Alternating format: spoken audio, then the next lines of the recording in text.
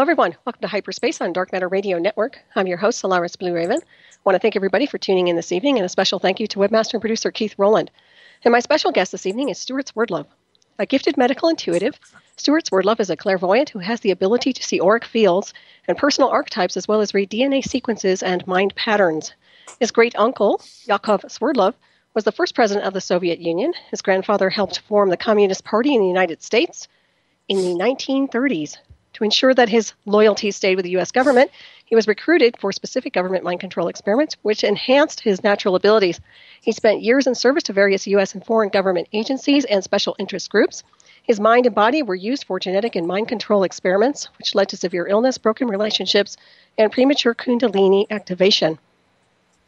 After several years of deep self-analysis, Stewart merged with higher levels of his multidimensional self, which saved his life. Stewart has authored and co-authored with his wife, Janet, several books and lectures worldwide for a variety of groups, organizations, and large corporations. His website is expansions.com, and his recent book, True World History, Humanity Saga, is available on amazon.com, of course, authored with his wife, Janet. And please welcome Stewart to the show this evening. Hi, Stewart. Hi, Solaris. How you doing? I'm great. How are you? Oh, I'm doing fine, I think. Excellent. Well, I'm glad to hear it. Yeah. And thank you for joining us tonight. It's awesome to have you on, as usual. And, of course, you'll have to ignore my dog. He is still kind of trying to bark. So, anyways, we'll just work through that. So, anyways, I do want to thank you and your wife for all the hard work you're doing. I appreciate everything you guys have been doing this past year. And I want to tell everybody what you've been up to. Well, thank you, Solaris. Actually, it's been quite a difficult month because I don't know if your listeners or you even know about it, but this month in September, both Janet and I actually lost both our mothers exactly 2 weeks apart. Mm-hmm. And so it was a very difficult time period. But we are getting ready in 10 days for the annual Expansions Conference. And the topic will be Oversoul and the Alien Agenda, which is going to be a very fascinating discussion that we're going to have with everyone. So those of you who are able to come, sign up right now because expansions.com and sign up for the conference. There's still room for you. Excellent. And that's going to be where exactly? It's going to be right here in St. Joseph, Michigan. Excellent. Very good. And are you going to give us any clues insofar as what the agenda entails? Absolutely not. I didn't think so, but I have to. Well, you know what? It's interesting you mentioned that because I was going through my notes today and I counted about 23 different agendas that I had listed with various different groups out there. And there's so many groups out there. So it's very comprehensive and it can be quite complicated. And those 23 agendas are just the physical aliens and does not even consider yet the interdimensional beings that are popping through. Mm-hmm. And what about Project Bluebeam or engineered aliens? Is that incorporated? Yeah, that's all part of the staged alien invasion that the Illuminati are actually, in my opinion, it's already underway. Mm-hmm. And I think in the next couple of weeks to couple of months, we're going to see a lot more on the news about that. Mm-hmm. They're already announcing about all of the Earth-like planets out there, the asteroids, comets that are floating around and are causing a danger to the Earth, as well as almost every other day on CNN, BBC, etc. There are articles about alien-type objects being uncovered on the Earth, going back to ancient history. And on my website a couple of weeks ago, I actually did post an article about a being that was sighted on the moon. I don't know if you saw that one. It actually looked like an alien being walking on the surface of the moon, and that was from a NASA photograph. Right. And what do you think about that? Do you think it might be just kind of an airbrush thing that's been inserted in to kind of mess with the minds of the masses? It could be that. It could even be a legitimate picture, but basically they're preparing the public for the staged alien invasion and imprinting that there are aliens out there and that you should take it seriously. Okay, and insofar as that goes, what about the aliens in general? Are they portraying them as being evil or positive and enlightened? Well, that's a very good question. And interestingly, they're actually portraying them as being evil. You might remember Stephen Hawking's mentioned, that was about a year ago, that if we do have a contact with alien beings, we have to be careful because they probably want to eat us or destroy us or something like that. But that's because of the scenario that's being planned. The initial part of the staged alien invasion is that we are attacked by an alien species. We don't know who they are. They probably won't even let us see or know what they are. But at some point afterwards, there will be a savior race, and I put that in quotations, that will come and rescue the Earth, chase away these invaders, and then say, guess what? All you human beings are our children because we created you.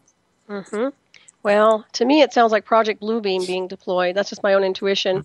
Yes, it will be. It will be used, yes. Yeah, mass hypnosis, and of course, make them out to be the villains and then create the savior, of course, and is that engineered in the underground with the black program? Who knows? But I do know that there is, and obviously, we'll talk about Montauk, some of the technology they use to kind of enhance a person to create kind of a superhuman design.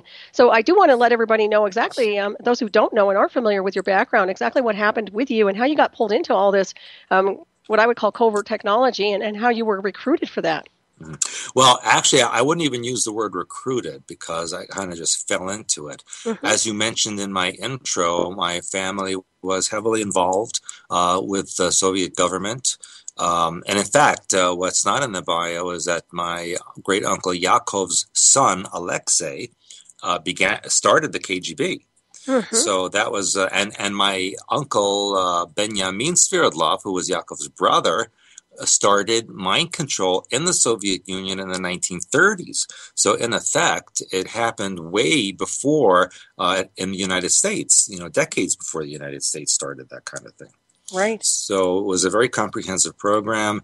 And I really feel that Montauk, the reason I was taken into it was because of that background. My father was used in U.S. secret experiments in an underground base underneath El Paso, Texas, back in the 1950s. After he came out of that, he was followed by Secret Service for a couple of years. I was born at that time. And, my life became one of a cloak and dagger, if you will, and is to this very day. So I was involved in Montauk Project from 1970 to 1983. It started out being a mind control and programming experiment that led into time travel, genetic manipulation, esoteric weaponry, weather control, everything that you can imagine electromagnetic energies could be used for, they did at Montauk. Right. And what is the residual effect to all of that you've been exposed to? For me personally? Yeah. Well, actually, for 29 years, I was physically blind because they shut off my physical sight to open up the unused portions of the brain so that I could see energetically. That was corrected in December of 1999 with surgery. I subsequently also developed Crohn's disease and ulcerative colitis. I had a lot of years of internal bleeding. I was very ill for a long period of time. That's been corrected as well using the hyperspace techniques. So yes, there were a lot of residual effects. My nervous system is very sensitive. My eyes are very sensitive. My hearing actually is diminished because of the constant ELF and microwave bombardment. So that then I have ear damage that actually was documented in the Philadelphia Naval Base back in the 1990s. So yeah, there was a lot of collateral damage, if you will. Right. Well, it's a miracle you got through all that, and I'm really pleased to hear that you did, actually. And insofar as the genetic manipulation and everything else goes, now, were you? Did they use implants with you? Yes. In fact, it's interesting you said that. When if people read my Blue Blood book and read about my experiences in South America and Alaska, where I was held captive for a long period of time, when I came back, my body was X-rayed because they found such damage on my body, and they actually located implants in my abdominal area and my hip area. And I know that I also had implants in my ear canals and in other parts of my body. So yes, I do have that. Okay. Do you remember when they inserted those implants? I was a child. I Okay. was maybe less than 5 years old. Wow. Yeah, that's really incredible there. And also when you were subjected, now you actually sat in the trip chair, did you not? Yeah, the Montauk chair. Right. Was it a trip chair or no? Well, what do you mean by that? Well, literally, I've heard of the trip chair being, that's what they called it, insofar as being able to access other gateways and multidimensional portals. So, and taking them on a trip through the illusion of time to another destination, like, say, to Mars or something like that. Right, right. Well, I can't say it was the chair itself that did that. What it did was connect to the centers of the brain that are able to open up wormholes or vortices, and then download that into a computer where it can be stored and used later on. So in that effect, it wasn't the chair itself, but the person or the individual that actually sat on the chair and was downloaded. Right. So you can think of the chair as an outlet and the person as the plug. And then there was that connection that downloaded the manifestation of what was needed. Right. And did you create the manifestation through higher consciousness or altered space of consciousness, or was it something that was being programmed into you? I personally was used as what they call a booster for the person that was on the chair. I was too young to actually be on the chair, but I was used as a booster or a battery backup so that my energy enhanced that person who was able to then open up the wormholes and vortices. Okay. And why did they do that? What was the objective behind that? Well, there were many objectives behind it. We were told and we were indoctrinated very often that human beings were incapable of handling their own affairs, that if human beings were left on their own, there would be chaos and disaster. And so that we were doing a very great service to humankind by helping to do this work, because under mass mind control and programming, humans would survive and continue on with the species and the civilization. So that was one aspect of it. The other aspect, which I later found out, was that the whole thing was being orchestrated by the reptilians, or the Draco colony on the Earth, for global domination and control, and for eventual incorporation into an intergalactic empire. Okay, and how much of that do you think is part of the psychotronic hardware that creates an extraterrestrial that's not really an extraterrestrial in order to insert a screen memory? Do you think that's a possibility or no? No, yes, it is not a possibility. It's definite. What you're describing there is the creation of an alter personality within the matrix of the programming, which can either be a back alter living in a virtual reality, or then triggered to become a front alter and take control of the body and perform various functions. And so it depends on the need at the moment for that individual, what genetics they have, what kind of mind pattern they have, which will enable a type of programming to be installed. Right. And how often were you exposed to that whole area? Now, you said you worked there for how many years, or you were there for 13 years. Okay. Was that torturous for you? Well, that's putting it mildly. Okay. Part of in those days, in the 1970s, the technology wasn't as advanced as it is now. And so they used the techniques that were actually quite old of psychic driving, of traumatizing, torturing, in order to split the mind and open up the brain to enable the programming to be installed. And that trauma could be anything from music to visual to sexual activity to beatings. I mean, anything that would create a trauma for the person. Right. Nowadays they have the synthetic telepathy and the psychotronic hardware that attacks internally. And I'm sure you're familiar with that. It's the outside exterior deployment attacking you from within. Is that the similar technology that was used with you? Well, that's an outgrowth of.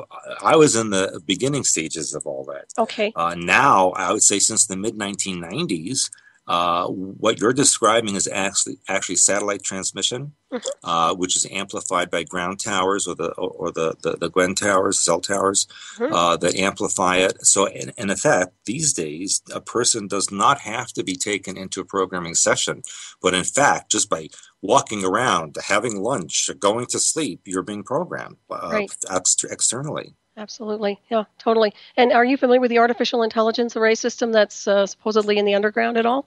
Oh, yeah. In fact, that was even viable back when I was in the Montauk Right. project. Okay.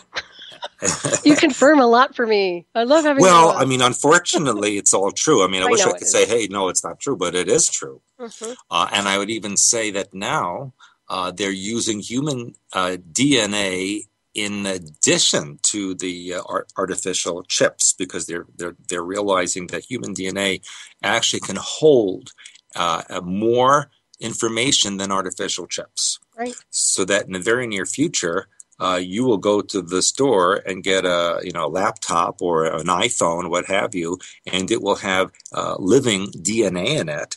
And so then you have to say, okay, is this a living creature? Does it have rights? What do I do with this thing? Is it my slave or is it my friend? Mm-hmm.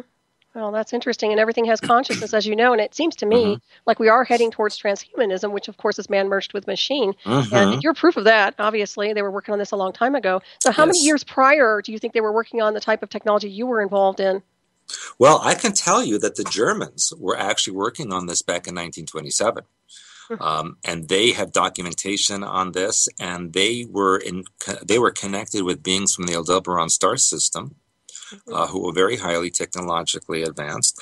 And then the Russians were involved in this, I would say, in the late 20s and early 1930s, and had devoted large areas of Siberia for underground bases and even surface bases where they would interact with alien beings and get the technology.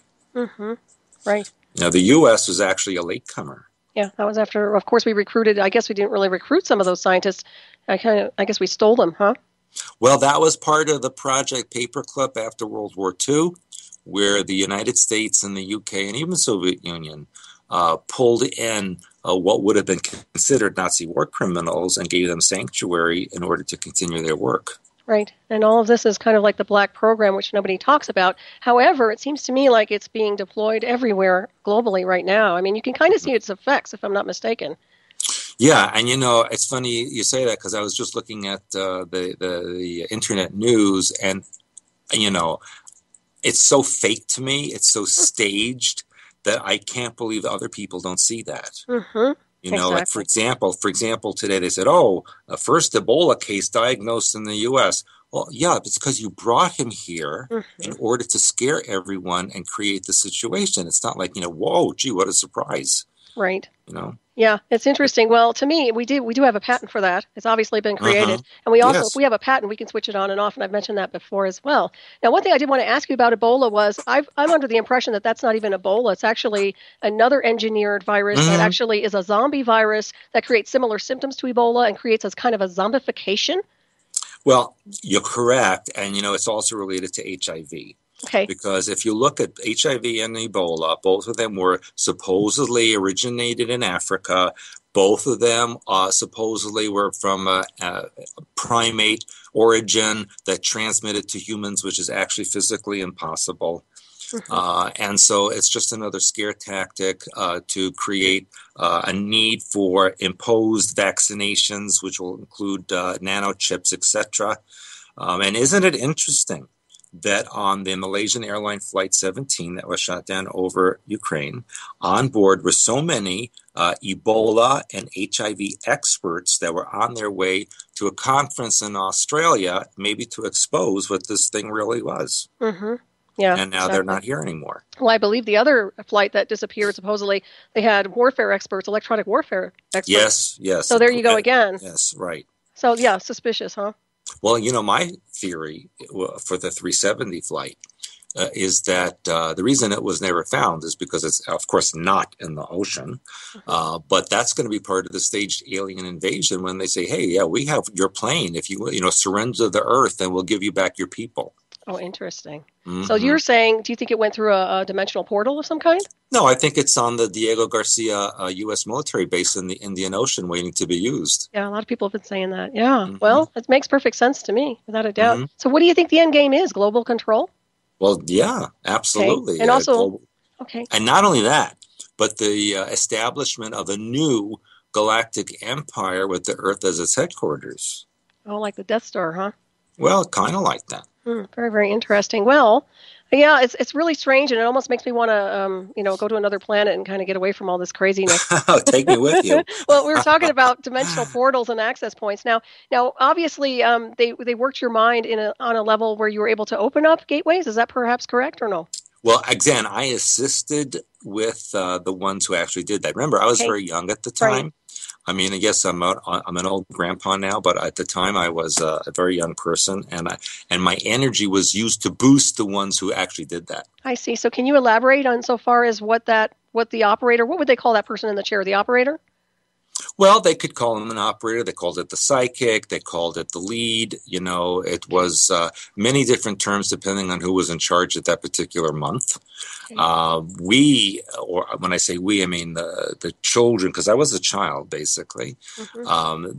Children have amazing psychic energies that can be harvested, which is why the reptilians like to eat them and take their genetics and their harmonics. That's why they use them like that. Mm-hmm.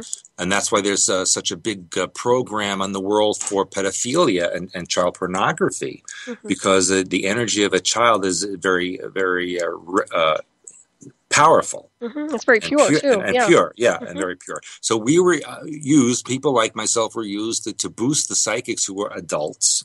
On the what you call the trip chair, what you would call the Montauk chair. Mm-hmm. And there were many of us who boosted him, because once you were used up, it was like a battery that you had to replace until it was recharged, mm-hmm. and then they used the next one.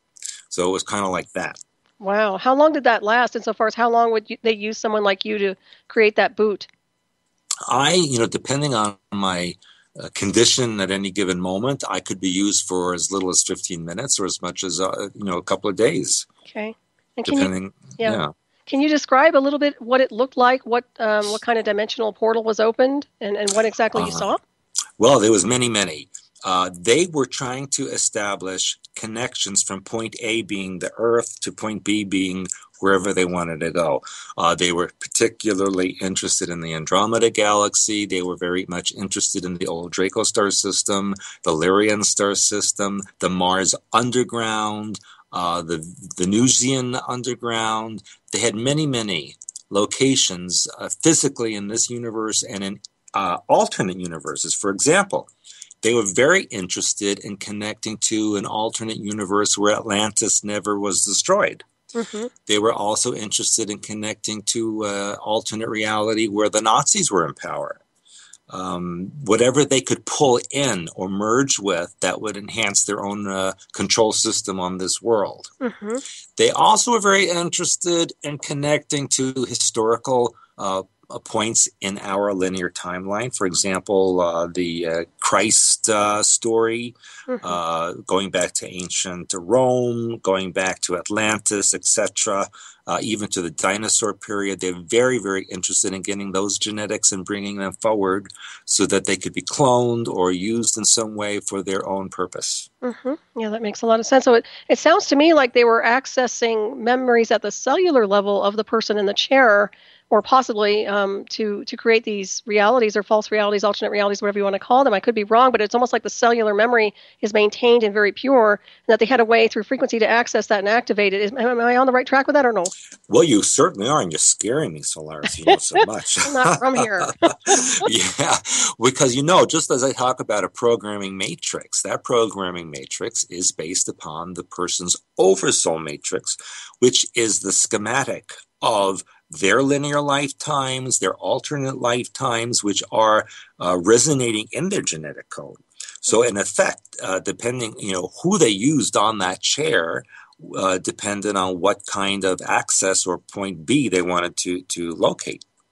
Yeah. And, if a person had, let's say, Italian genetics, then they knew that they could access that genetics maybe to go to ancient Rome. Mm-hmm. Something along those lines.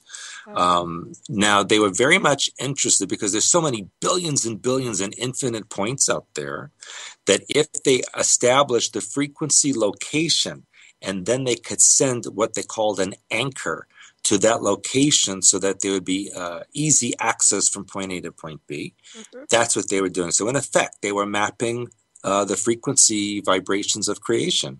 Wow, that's fascinating. It's amazing. So what was the anchor? What was the representation of an anchor? It could be a person. It could be an electromagnetic object. It could be a computer. It depended on the location. Okay, and does that involve teleportation then? You could call it that, but in effect, it's walking from one doorway into another doorway because there is no time and space. That's an illusion. Right. So as long as you turn the dial to the frequency, like a radio station that you want to access, they just needed to know the frequency, the dial, if you will. Wow, interesting. And how did they switch it off when they were done with the session? In those days, they would turn it down to zero power on the different computers, and it was very complicated. However, since you mentioned that, when the Montauk project crashed, it had been on for so long without being turned off at that point that the computer actually generated its own power by connecting to other computers in alternate realities. Interesting. So then they could not turn it off. See, because then there were other computers that were on in other places. So that's when they physically had to destroy the computer system in this reality so that there would not be a connection. But do you think it's really destroyed? Well, physically, yes, but energetically, you cannot destroy that. Right, that's what I'm thinking. So what about artificial intelligence? Now, I've heard stories that underneath, like, for example, Mars, there's supposedly some kind of a facility where there's a machine intelligence, and that it's constantly running. Is that correct, or is that? Well, that's correct. Any place that they have a large base underground. I mean, that we have that in Australia. We have that in a base in western Colorado, in Siberia. There's a lot of places where that's true. Okay, so would they be able to interconnect with this type of thing in an alternate reality? Absolutely. Okay. Not only an alternate, but in this reality. And that is, Solaris, what the Hadron Collider in Switzerland is all about. Because they're trying to, that has nothing to do with God particle or finding the God particle. That's for public consumption. What they're actually trying to do is tap into alternate realities of Earth where the Illuminati are in power, and then collapse those realities into this one or merge them in so that they have more power here. Wow, that's interesting. It's kind of like the reversal of ascension, where all the false realities collapse, and then we just have pure consciousness and higher consciousness. That's really interesting. Well, ultimately, that's all there is pure consciousness. Right. So it seems like it's almost a waste of time and the illusion of time to do all this stuff. Well, in the ultimate scheme of things, yes. However, to the Illuminati perspective and the idea of mind control and the deception on the public, they want the public to believe that this is, that they are in power and in control and that there's no way out. Right. Even though if the public would access their own inner selves, they would know that this is not true. Right. And did Montauk use a 0 point energy? Yes. It may have a different explanation than you are referring to. But basically, that's going back into the no time, no space point of view, so that you can access all realities from that perspective. I've always thought that the soul or the spirit has a 0 point transmission. Yes, it's neutral, basically. That makes sense. And do you see a frequency fence insofar as this technology goes? Is there a frequency fence around the planet or stopping people from pushing through and moving through? Kind of like a what do they call it, a firewall kind of thing, right? Well, that's interesting you said that, because I have been for the last 6-7 years talking about what's going on in the Kyper Belt, which is the area that surrounds our solar system. And yes, there are many beings there from realities and even parts of our own universe which we don't even know about, which are creating a prison, if you will, of the solar system to block the Illuminati from going any forward. Because, as I've mentioned many times, this planet is the Iraq of the universe. And there are those coming to, quote, liberate us, unquote, and those who want to destroy it because they are afraid of us. Certainly seems that way. Well, it seems like we have a maelstrom of activity here right now, and I do see the mass collective insofar as being kind of programmed and misdirected. And then I see many of us who are very awake and switched on. So the question is, what do we do with the people that are switched on, and what happens to everybody else? I mean, do we just move on and break away like another breakaway society? Well, my opinion is, we're all part of the same ultimate source. So to say that this one's awake and this one's not awake, that's kind of judgmental. We all have the same capacity and potential. And so in my perspective, in my opinion, if we all open up the 90% of the brain that's not used and the 97% of the DNA that's not used and tap into our real selves, the actual self that's connected to the God mind within, then we can almost instantly override all of this false programming and deception and take our power back. Absolutely. And how would you say people, well, what's a step for people to do that who are not connected or not awakened right now? What's the step you think for them? Well, when you're in an airplane and they say, if the oxygen goes out, put the mask on yourself first and then help others. Right. Well, it's the same thing spiritually. You need to help yourself first, get yourself in order before you try to help other people, because otherwise you're going to contaminate them with your own false information, if you will. Yes, so we need to work on ourselves first.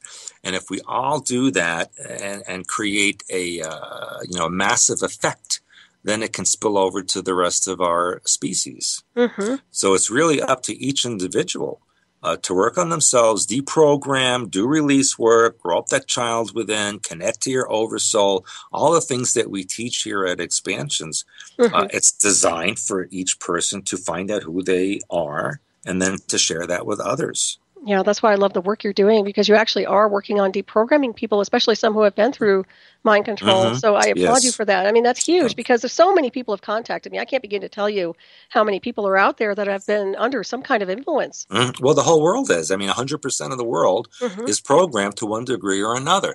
Now, there's about 15%, maybe a little bit more these days, of people in the world who are specifically programmed or very deeply programmed.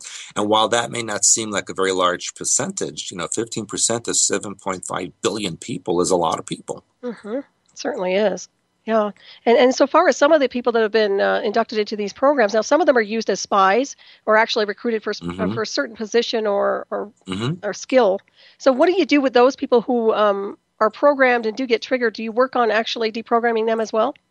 I work with anyone who wants to be deprogrammed. And it doesn't matter if they just have the common mass programming for the public or if they have specific programming. I work with all of these people.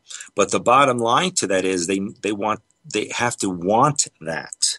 I cannot force them to do the work, and it's up to them to continue with what I teach them and to progress and keep notes and work on it. But, that's up to the individual.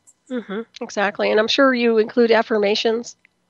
Oh, we do affirmations, and we even do something called negations, which is different than affirmations, even though some people might lump it under the same heading. An affirmation is a positive statement that uses only positive words. So, for example, let's say you are overweight and you want to lose weight. So you might have an affirmation that says, I am now at my most perfect weight at all times in my life, okay? Now, a negation would be, I release the need to be overweight. So you're using kind of negative against negative in order to, counterbalance them. Right. That makes a lot of sense. Yeah. And you also have a radionics program now. Yes. That's awesome. Yeah, actually, we had been doing that for quite a number of years a long time ago. And I have a person who built the boxes to my specification. And I work with the radionics now with people. We also do frequency activator numbers because there are 1.4 million frequencies in a human being. And depending on your issue, we have a large book of frequency numbers, which we can give to a person for a specific issue and work with it that way.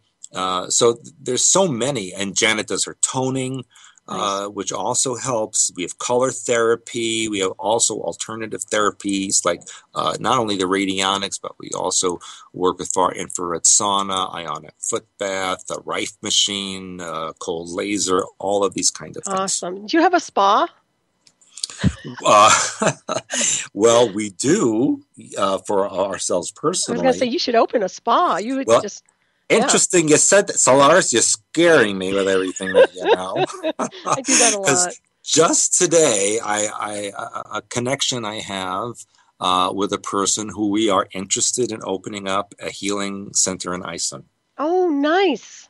Mm-hmm. How awesome. Yeah, and we chose Iceland not only because I like it there and it's very free, but it's kind of equidistant between North America and Europe, so we can pull in people from a very wide range of area. Oh, that's wonderful. Well, if you open that up, I'm definitely coming over there. Okay. I'll say I'm your distant relative. Well, you are probably. I know, we're probably related. That's kind of scary. Yeah, but I'm the pretty one, okay? I know. Gosh darn it. That sorry. always happens to me. Yeah, I can't help it. You're so sweet. I'm really glad you're on the show tonight, by the way. There's so many questions running through my head to ask you, but I'm trying to cover as many as I can. And and once again, we want to thank you very much for being here. So thank you, Solaris. I love being with you. You're a great hostess. Oh, likewise. You're awesome to interview. I really enjoy it because I resonate totally with what you're talking about. It's my language, unfortunately, but it is. But insofar as the Philadelphia experiment goes now, can you elaborate a little bit on that? It was obviously just a technology used to cloak radar itself, correct? Originally, that was the idea behind it. And the other interesting thing is that the Germans and the Americans were kind of working on the project at the same time in conjunction with each other, because as you may realize, the leaders of the U.S. were connected to Nazi Germany. Mm-hmm. You know, Hitler had a picture of Henry Ford on his desk, and Henry Ford had a picture of Hitler on his desk. And there were corporations in the U.S. that were assisting the Nazis in what they were doing. Mm-hmm. So that's part of history that's not taught in school. And so the Philadelphia experiment was part of that, where they were both American and Nazi scientists working in conjunction with each other. The idea was to cloak ships and planes so that they could attack enemies without being seen. Mm-hmm. However, and it was, by the way, with the use of alien technology, which Tesla actually got, because he was in contact with alien beings on a daily basis. Mm-hmm. But when they did the experiment, we all know the story. The ship went into hyperspace mode. Human bodies and physical objects are not designed to do that.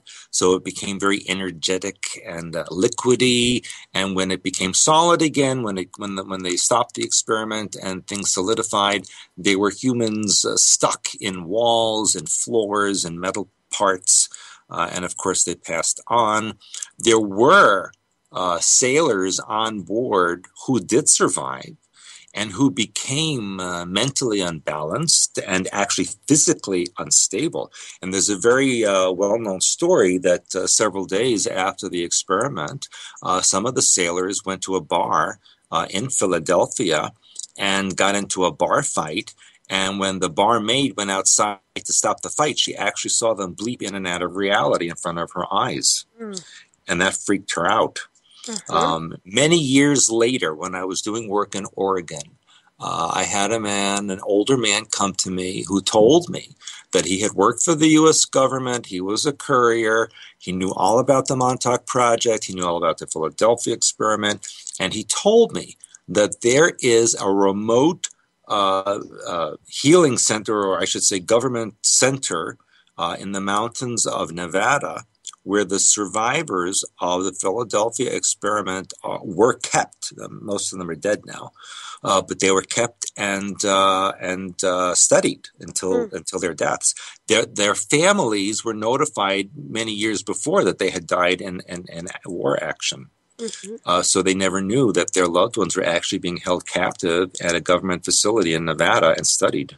My goodness. Well, does that have something to do with the frequency and how it changed their molecular structure when they were going through the experiment? Well, yes, that's exactly what happened.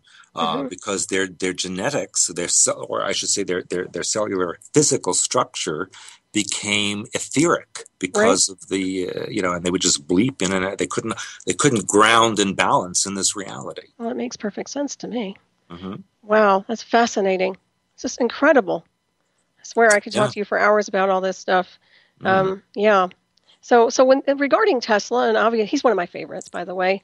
I know you did mention he was in contact with alien beings on a daily basis. Now, a lot of people made fun of him when he started saying he was communicating with beings from Mars. Yes. I actually don't know if he realized where they were from, but in those days, all aliens were from Mars. Right. Yeah. That's just the way it was. No one conceived of anything beyond that. I really think that some of them were the part of the little gray group. I believe some of them were from Sirius A, and I also believe some were from Aldebaran. Yeah, I think you're right. So obviously, did he get his blueprint for technology from them? Yes, he did. And in fact, he said that he would go to sleep at night. They would communicate with him or astrally pull him out of his body and teach him what he needed to do the next day.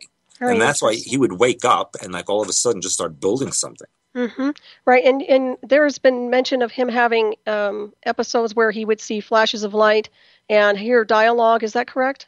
Yes, all of that. And of course, the conventional theory is that, he had epilepsy or he had mental illnesses and that kind of thing.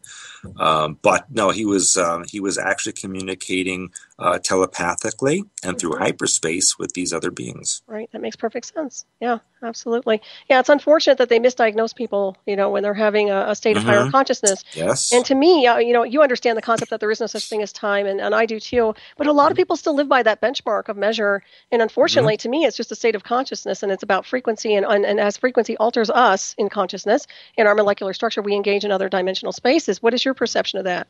Well, I always tell people, I give them, because people need examples, they need analogies in order to understand things. And so I say, okay, at this very moment, here we are, let's say at 12 noon in a particular part of the U.S. At the same moment, it's tomorrow in Japan. At the same moment, it's just starting to be today in Hawaii. And yet we're on the same planet and we're on different days. Sometimes we're in different years if it's New Year's. So extrapolate that into infinity. And then you can see that all time periods from ancient to future are all happening at the same moment. It's just a question of where your perspective is and where you're focusing. Exactly. And I guess the same would apply to star systems. Well, exactly correct. And, it also applies to alternate realities because in effect, or I should say in actuality, everything occupies the same time space. It's just a question of perspective.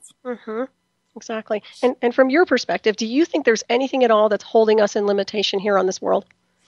Well, of course, the mind control and the programming is a major factor. Right. The contamination in our food and water and air that puts nanoparticles into our bodies and embeds in our cellular structure, and especially the pineal gland, that's also a factor. Yep. And the trauma through the fake news and the stories that are driven by the mass media, these are factors as well. I agree with you on that too. And so far as, let's talk about triggering for a minute. What exactly is triggering for people who don't know what it is, and what creates the trigger?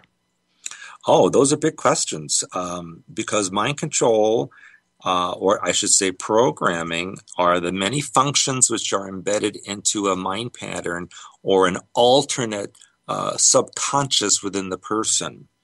And then you have alters, which are what we call compartments.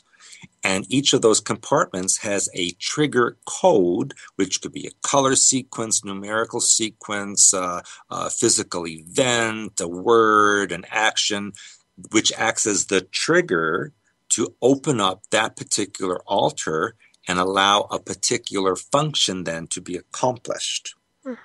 Okay. Now, that's different than an activation, because an activation is when the altar or the programming goes into full effect.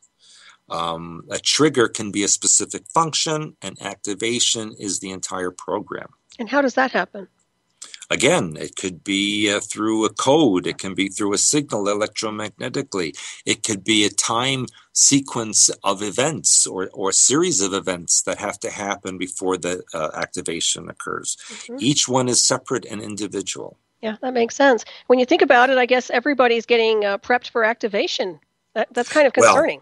I think my opinion, my observation, I should say, is that right now the entire world is being activated for the staged alien invasion and then subsequently for the New World Religion or the staged second coming of Christ. Okay, what do you think that New World Religion is, if you don't mind me asking? Well, there'll be something for everyone. It will have a lot of New Agey things, fundamental Christianity. It'll have some Buddhism, Hinduism, everybody will find something in there. Okay, because I see a lot of extremist stuff going on right now. I was just curious. Well, a lot of it will involve ritual, sexual magic, that kind of thing. Mm-hmm. So more of the lower astral stuff. Mm-hmm. Yes, because the more they activate the lower chakras, the more animalistic side of humanity, the more controllable humans are. So true.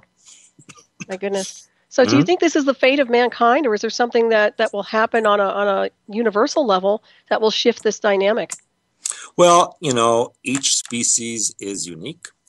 I have stated many times that humans have a victimization mind pattern, and so that attracts tyrants and oppressors. So if humanity releases the victimization, then the tyrants and oppressors cannot be there anymore.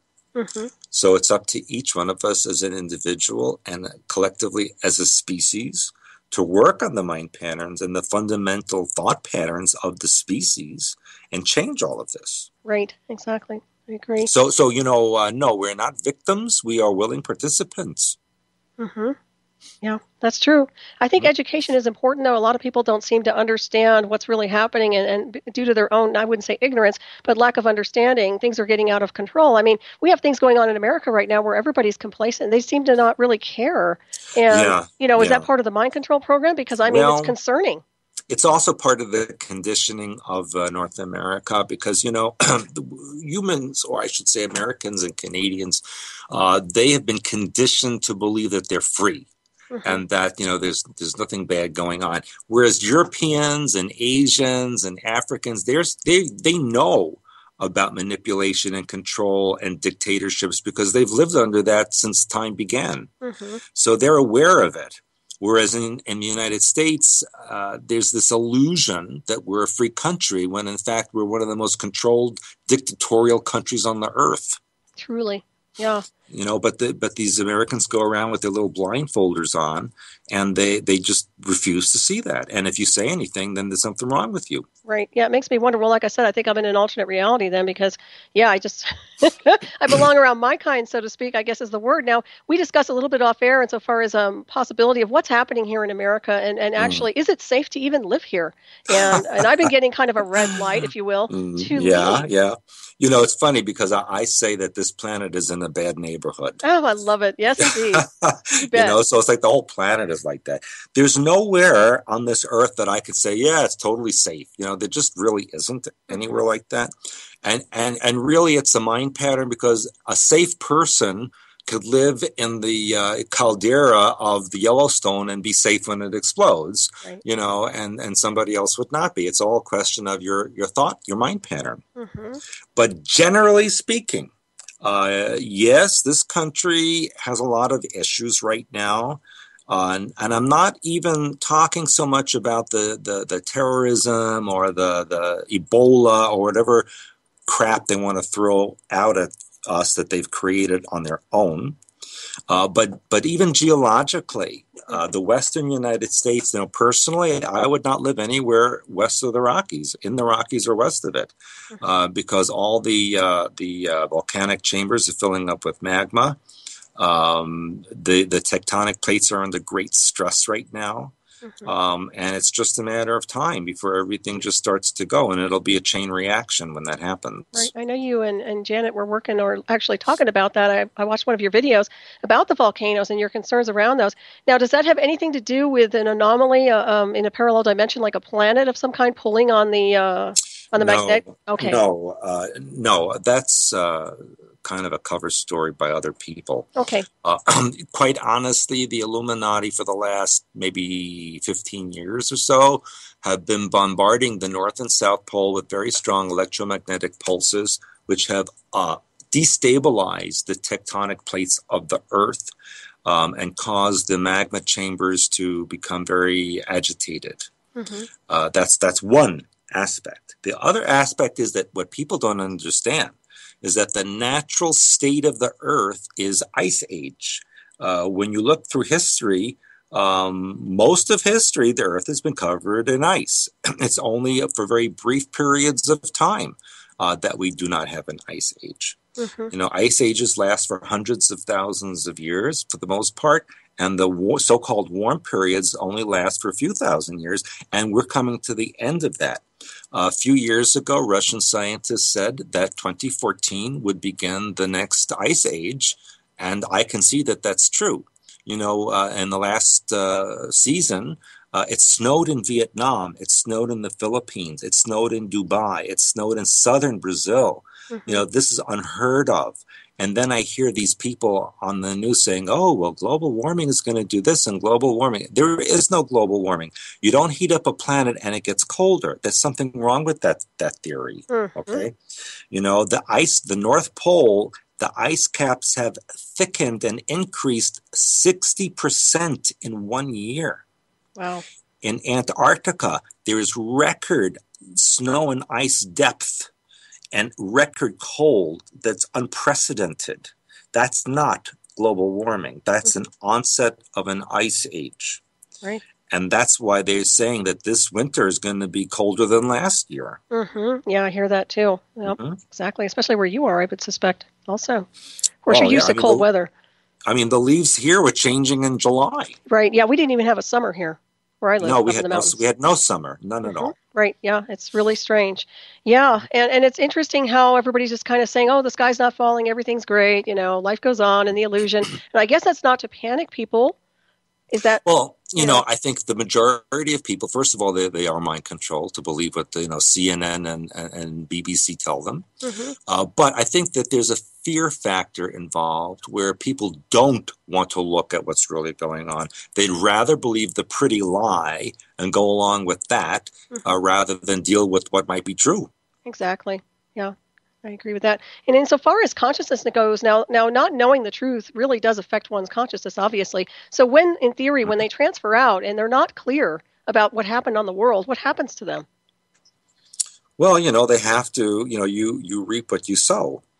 And so you believe a lie, and that's what you're going to attract. Well, it seems to me like they'd be sucked down a rabbit hole in the afterlife. Well, when a person passes on, they will experience what they think they will experience initially. If you think you're going to see Jesus, you're going to see Jesus. If you think you're going to hell, you're going to go to hell. But ultimately, the actuality of the experiences come through, and then the person goes through an analysis of what their life has been, where they are now, and where they need to go from here. Exactly. Yeah, it's quite the process, and you can understand why there is mass hypnosis and mass mind control to dumb people down to some degree in order for them not to access their higher self, oversoul, superconscious. So it's very concerning on so many levels. Now, I did see something with you and Janet talking about, and I want to address this because I thought it was interesting, Obama's cup that he carries around with him. I know it sounds funny, but I kind of caught that too. So, yeah, I'm convinced there's vodka in it. Probably. The guy is so mind control and programmed, it's like pathetic. What is he exactly? What is your take on him? That's like, you need 3 shows for that one. But I will tell you a story, and hopefully they're not listening. But several years ago when I was working in Singapore, and my sponsors there at KGB, they told me that we were going to have a black president and that he was a creation of the KGB. Wow. And several years later, when I went back, I had dinner with them because they make me. I have no choice in the matter. And I said, hey, and this I said out loud in the restaurant. I said, hey, remember when you told me a few years ago we're going to have a black president and he KGB created? And they all, simultaneously said, oh, no, we never said that. And they're like, ha, ha, ha, ha, like made a fake laugh. Amazing. So what's the deal with KGB? Now, they're equivalent to the CIA, correct? Yes. So do they work together? On some levels, yes. Okay. But, each one of them is associated with an Illuminati family. And the KGB, of course, originally were working for the Romanov. Then the Romanov kind of acquiesced to the Rothschild and Windsors, and now it's back to Romanov again. My goodness. And so that is your lineage, right? The KGB? Yes, thank you for telling the world. Hey, yes. raise the roof. Well, like I said, right. quite honestly, my great uncle Yakov was a dictator, and the KGB told me that he killed over 1 million people, including the Tsar and his family, and his son Alexei, my cousin, started the KGB. Wow. So, yes, all of that is on my shoulders that I carry around with me. My grandmother was a Soviet spy. Cool. My grandfather, as you mentioned in the beginning, helped create the Communist Party in Great Britain and then in the United States. So, yes, it's a very heavy burden to carry around, which is why I'm doing the work that I'm doing in order to correct that. Exactly. And it's interesting because a few weeks ago I had a conversation with Laura Eisenhower, who's a very good person, and I said, we have a lot in common. Your grandfather was a president, and my great uncle was the president of rival countries, but great superpowers, and it's really up to us as descendants of that to correct what was done. Right. Well, you're certainly stepping up, and I applaud you for that. Both of you, actually. Yeah. And I don't fault anybody. I mean, people choose their life experience, and not everybody is evil in these areas. I would assume, that not everybody's a bad person who works for those organizations. What do you Well, I don't know. It's like, why are you working for those people? Well, it's true. I mean, I understand Soviet spy work. I mean, I understand spy technology to begin with. I'm just wondering to what extent. I guess it gets pretty gnarly and evil. But, yeah, I mean, there's always a part to be played on this map, I guess, in this world. But I do applaud you for the work you're doing because you have made such a powerful, powerful impact on people. And I just applaud both of you, you and Janet. Really do. Oh, thank you. I appreciate that. Yeah. Because sometimes I think, hey, what the heck am I doing this for? 7.5 billion people out there. How many are even paying attention? Oh, more than you realize. Well, I really hope so. I really hope so. This is huge. I mean, your expertise in all the different areas, first of all, and the type of work you're doing now is just phenomenal. So, yeah, I'd love to have you on my show more than once, believe me. Well, thank you. Thank you so much. You really uplifted my spirits today. Well, good. And likewise, too, I'm going to have to see you guys sometime when you do a workshop when I ever get out towards Michigan, I guess. Yeah. You never come out towards Colorado, do you? I have in the past, but not recently. Okay. Well, get that spa up in Iceland, and I'll be coming over as your relative. Okay, I'll get everything ready for you. That's great. So we kind of evaded the cup thing, so I guess it's not a big deal. But I did want to talk just briefly. Yeah. Do you want to talk? Well, I mean, I just didn't even. I just forgot about it. That's okay. The whole cup thing. That is symbolic. Because what does it mean? It means, he's holding this cup in his hand. That means that's his control. It means he has everyone in a cup and he's controlling them. And when he saluted the military with the cup in his hand, that's showing his disrespect for the military of this country. And basically he's telling everybody, F you. Right. And people are seeming to be okay with that. A lot of people are not, obviously, but a lot of people are completely complacent about it. They're okay. That's because they're mind controlled. I agree. But yet they don't know they're being mind controlled. That's the sad part of it. Well, the best slave is one who doesn't know he's a slave. Truly. So what do you think it's going to take to crack their code? Well, they need to work on their deprogramming. I mean, there's no question about it. Yeah, and I don't think they will because they're too busy watching television these days. So. Well, I think when the real alien invasion comes, and it will, I think they'll have a bit of a shock. Oh, now you can't tell me about this. This isn't fair. So you're going to be talking about this in October. Well, I have spoken about it, on other shows before, and even on my podcast. So can you give a teaser? A teaser? Just like a little teaser. What species are we talking about? Oh my gosh, there's so many. Okay. There's literally millions. Well, they're probably my ancestors anyway. I think you're one of a kind. You're the last one of your species. Oh, that's bad. They broke the mold with me, huh? Yeah, seriously. After perfection, what could they do? Oh, you're too kind. Yeah. The check's in the mail for you now. I'm going to be waiting outside every day now. No, but seriously, as I mentioned, the Kyper Belt, there is a massing of vehicles out there that is growing and getting more brazen, if you will. And even NASA has mentioned about the Kuiper Belt energy and has blocked the Pioneer spacecraft between Mars and Jupiter. Yes, definitely after the staged alien invasion occurs and the Illuminati think they have total control over the Earth, then those who are in the Kuiper Belt will make their move. That's very interesting. Well, we're going to take a break real quick, and we'll be right back, everybody. Please stay tuned. My special guest is Stewart Swerdlow.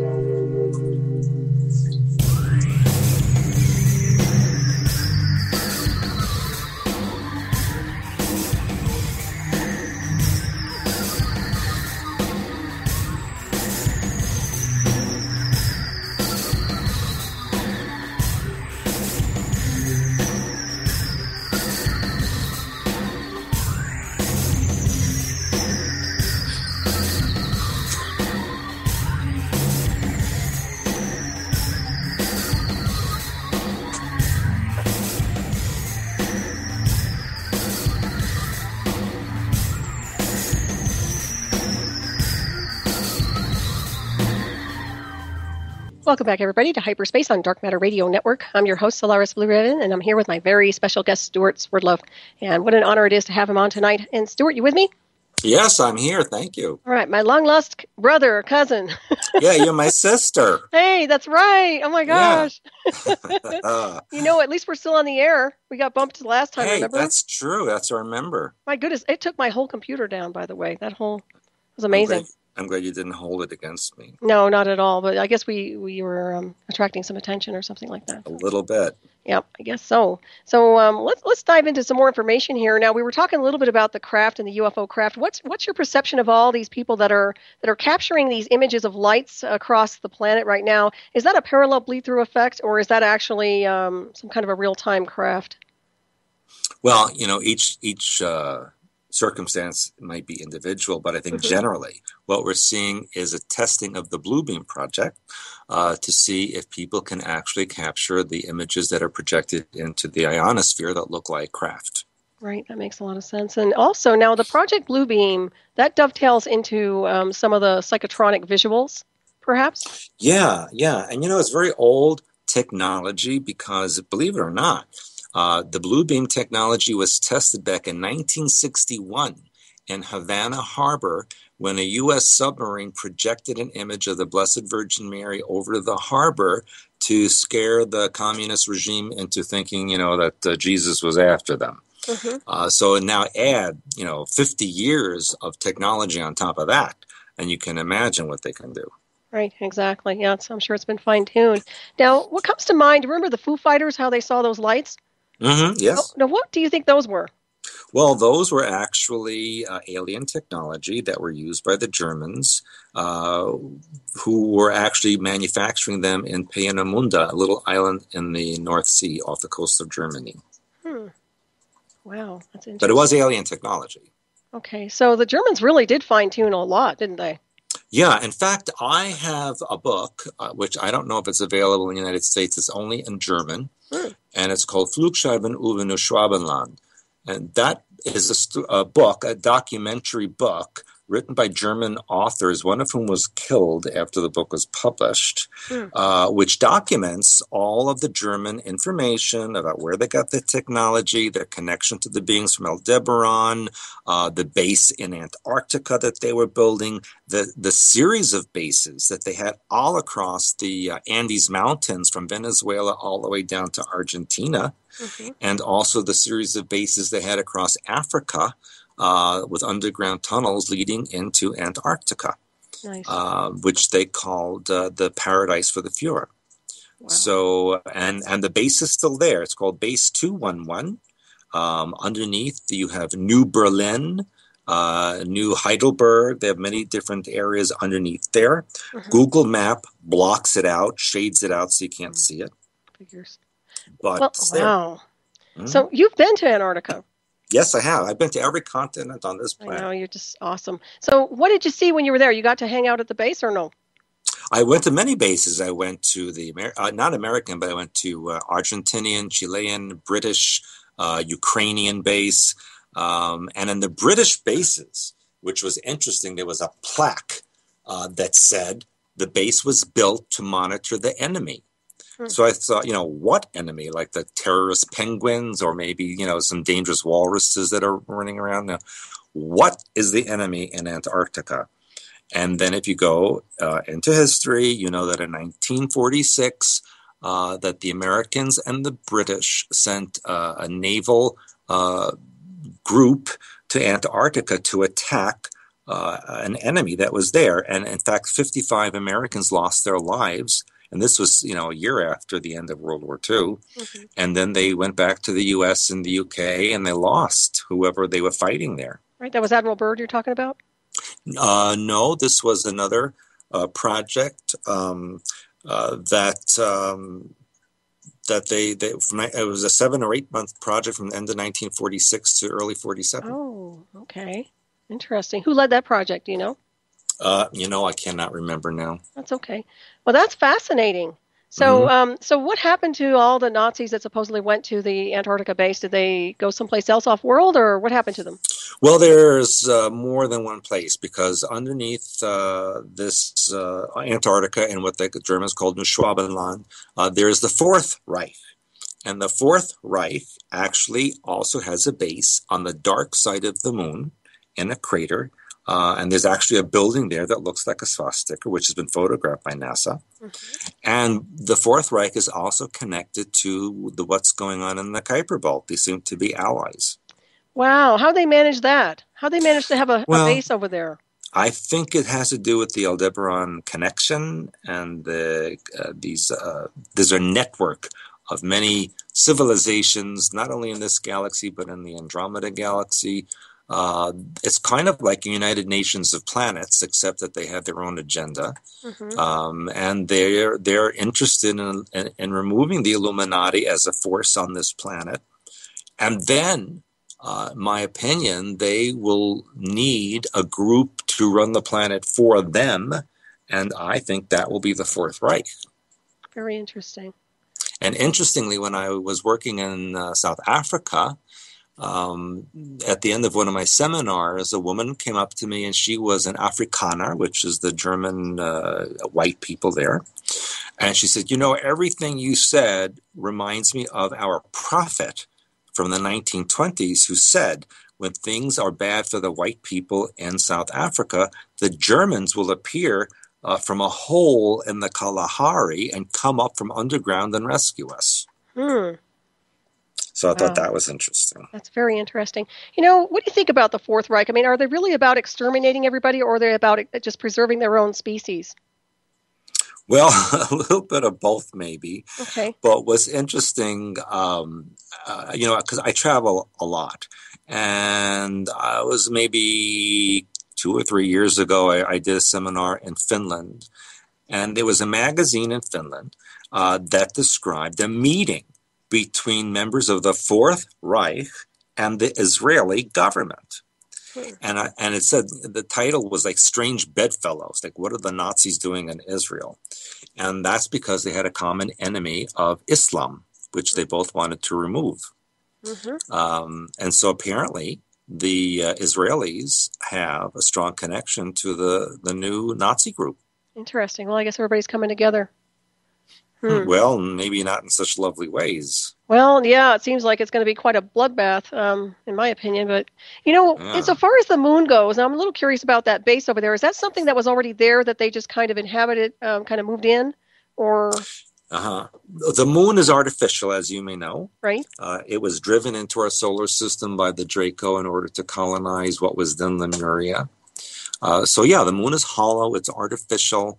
Only one side faces the Earth like a ship in orbit, which it is. It's the hull, or the external part of the moon, is made out of titanium. Most of the rock and sand that you see actually came from inside the moon when it was hollowed out by the builders.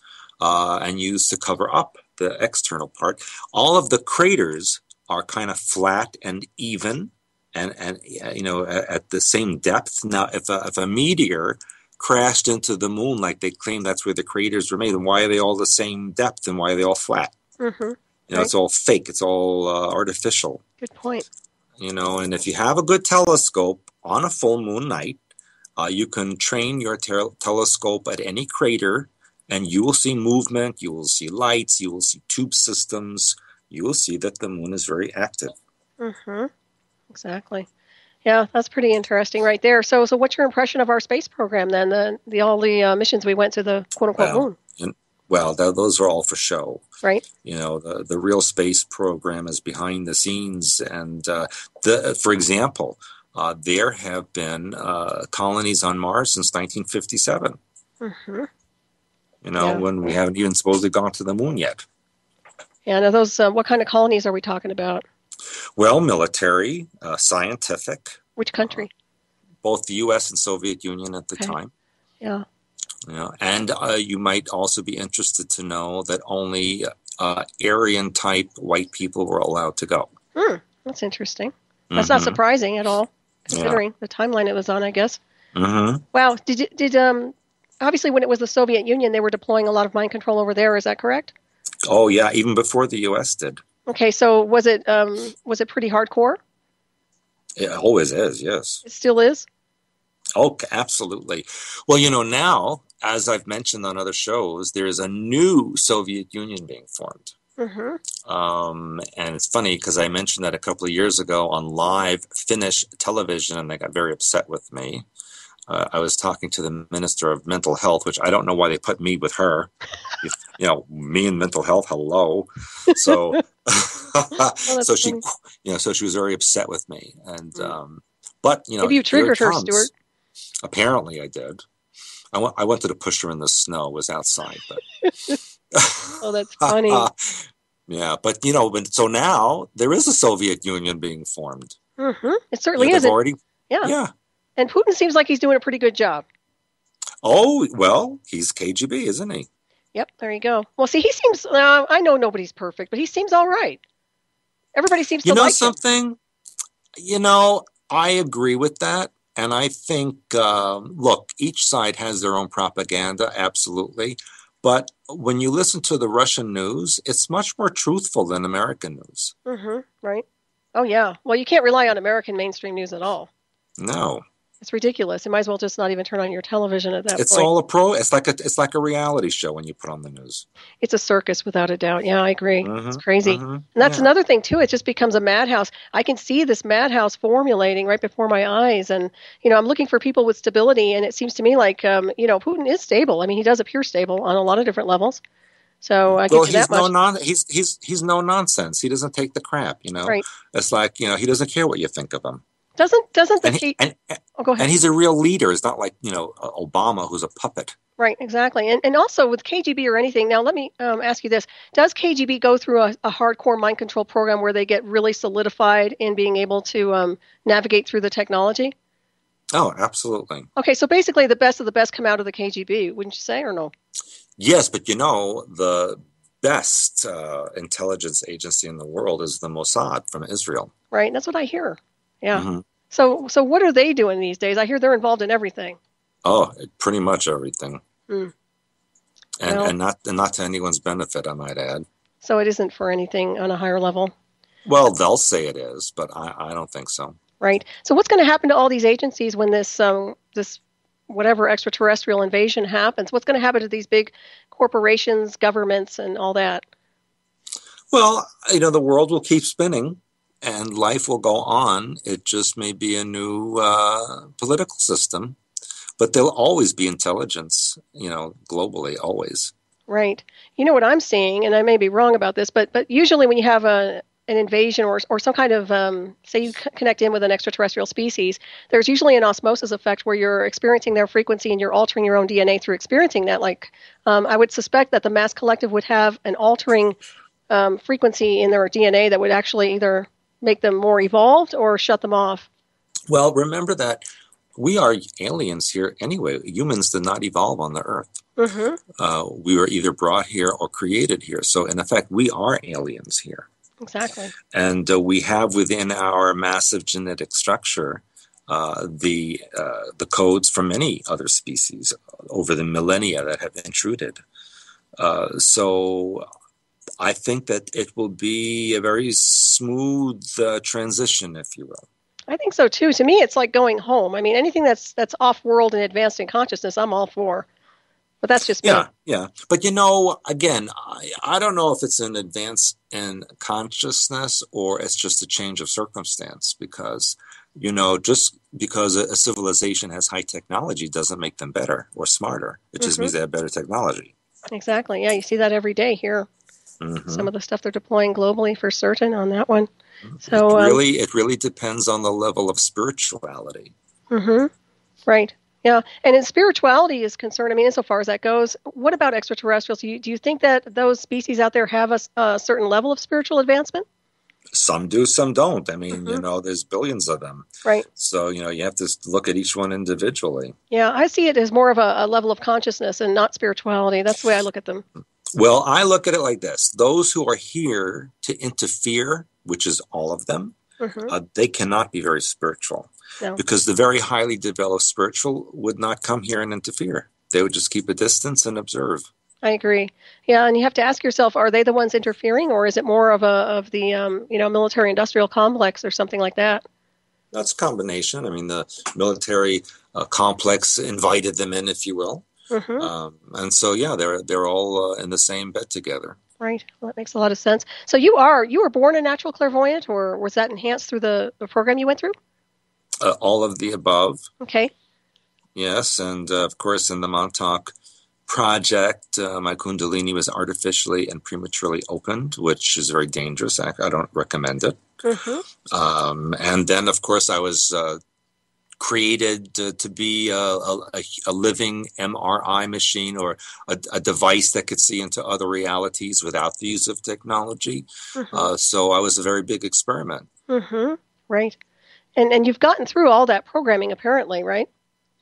Yeah, well, look, not perfectly. Well, you're doing pretty darn good. Well, but you don't get triggered, do you? Oh, yeah, of course I do. So what triggers you, if you don't mind me asking? Oh, gosh, there's so many things. My Really? ex-wife is one, when I see some things on the news, I get, and quite honestly, just the ELF and microwave bombardments on some days are very heavy. Right. And you can easily get triggered. I agree with that. Yeah, you get blasted away. Now, the radionics should help disperse some of that, right? Yes, but I really rely more on my brown merger symbol, my ultimate protection technique, oversoul work, all that kind, grounding and balancing, because that is instantaneous, and you only need your mind. Yeah, I agree with that too. That's how I fought off a lot of the technology. But what do you say to people who have what we call permanent anomalies? I know I do, that are embedded, and literally they're not strong. They're not like they used to be, but they're there. So what do you think is going to happen to those things? Do they eventually dissolve? Well, we all have some of that. It becomes part of you. It becomes a part of your persona. And then you use it for your best advantage. That's what I've been doing with it. I was just curious. Yeah. It's like, if you're born with, if you're blind, then you develop the psychic sight. You use everything to your advantage as best you can. Right.